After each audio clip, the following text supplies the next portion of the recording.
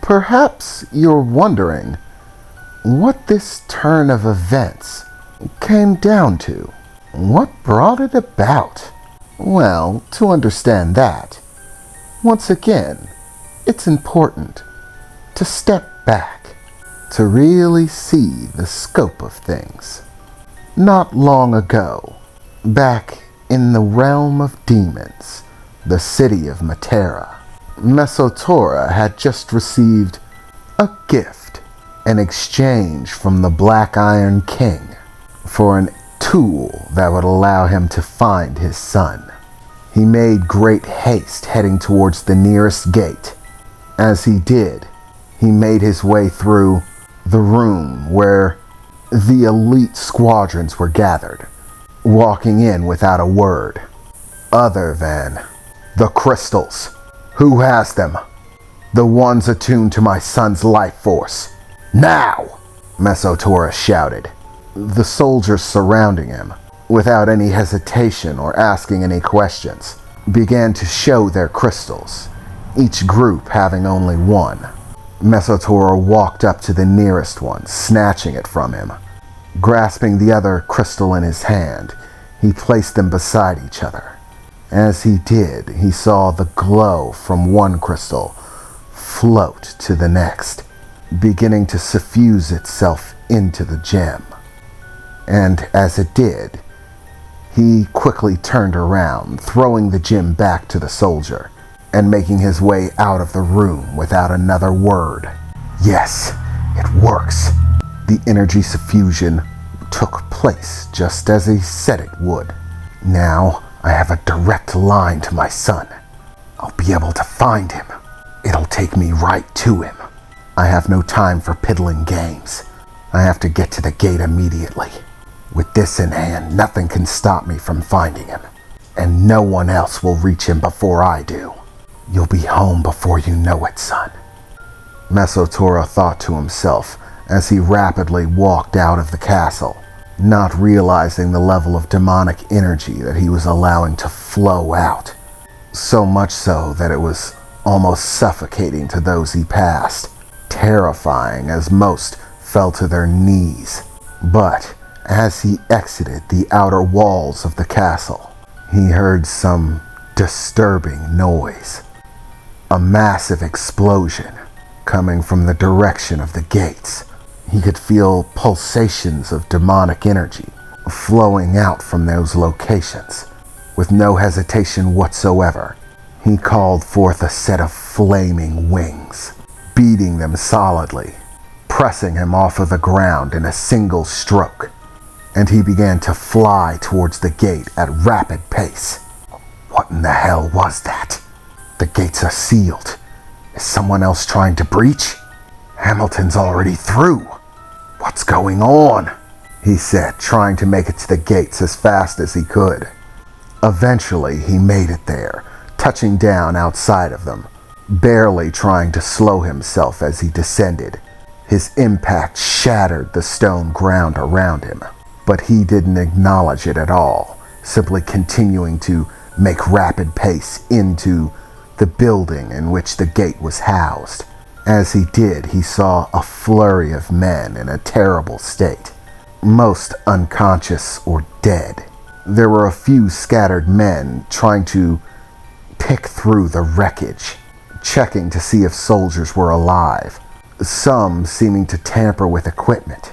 And there in front of him was the gate that normally emanated a purple light, and one could see the swirling purple void through which you passed in order to travel to the human realm. But the energy was strange, the flow completely different, sporadic, the colors unsteady and shifting, surges of electricity seeming to bolt out from it. "What's going on?" Mesotora shouted into the room. Many of the men turned around to acknowledge him, realizing who had just walked in. One of the men seemed to be in a poor state, clasping at his arm, pressing against a wall to try to keep himself up. I'm sorry, sir. Someone breached," We don't know who it was, but they were exceptionally powerful. We were unfortunately unable to stop them. What? Damn it. What's going on with the gate? Mesotaurus shouted. I've been checking the readings. By what we can tell, whoever it was who went through the gate went through prepared. They sent off a demonic shockwave through the network. What? What does that mean? Sir, the gate usually works by harnessing a stable connection between this world and the human world. It then uses that connection to create a stable gate, a portal between the two, that passes through the Ever Realm, the flow of life energy through all realms. Without that stable connection, the passage between the two is next to impossible. Whoever this individual was, he destabilized the system, the network of connections that run within this section of the demon world. The pulse of energy he sent through destabilized them, pushed them apart. The primary connections are still there. Those are unbreakable. However, the surrounding gate, the tunnel through which you pass in order to safely transfer from one world to the next, is completely dissipated. Those gates take an extraordinary amount of demonic energy to form. It's going to take us months to put them back. Months? Mesotaurus shouted furiously, walking up and grabbing the man by his armor, lifting him off his feet. You can't be serious. I don't have months. There has to be a way to pass through the gate. Is one of the other gates going to be functional? I'm sorry, sir, but no. The pulse he sent destabilized all of the ones in the kingdom. None of our gates to the human world are working. You could travel to other realms, but the ones to the human world are down. Certainly it's possible to try to pass through, but without the surrounding vortex, the demonic tunnel that we create, the energies of the Ever Realm, the flow of life energy between all things, would tear you apart. Anyone. The measure of demonic energy it would take to sustain a field, a protective barrier, for the duration that it would take to pass through the gate would be monstrous, sir. And even then, it wouldn't form a complete protection. It wouldn't be able to stop all of that energy. It would be a mild source of protection at best, just enough to survive. And even then, there is a temporal disalignment between the realms. The tunnel helps to alleviate that temporal difference, allowing one to pass from one temporal alignment to the next without harm. But without the tunnel, the passage of time is unstable. If you attempt to pass through, there's no telling how long it will take you to pass. Normally it takes moments, but without the tunnel, you could go in and be in there days, months, centuries. There is absolutely no certainty in it. You could never come back out. It's entirely possible. But if I'm able to sustain a powerful enough barrier of demonic energy, then I can make it, right? It's feasible. It could be done. Sir, the amount of risk to your life if you were to do something like that, it would be enormous. Even with your power, sir, you'd be wagering your life on the flip of a coin. Mesotaurus released the man in his grasp, who quickly collapsed to his knees.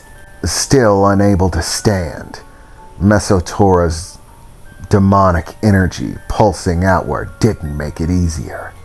He stood there gritting his teeth as he took a single moment to stare down at the gem in his hand. An instant guide to his son, to everything that he's yearned for 10 years. And now all that stands in his way is a broken gate. No, this will not hold me. To hell with the consequences. with the dangers. This is my chance to reclaim my son. To hell with anything else, Mesotora said, gripping the gem, tucking it firmly within his armor, as he summoned every ounce of demonic energy that he could, forming it into a barrier around him, so dense that the entire room felt like it would fall apart just in its presence. Bolts of red lightning ebbing off of a black sphere that you couldn't even see into. And without any more wasted time, the black sphere hurtled itself into the void in hopes of reaching the human world beyond it.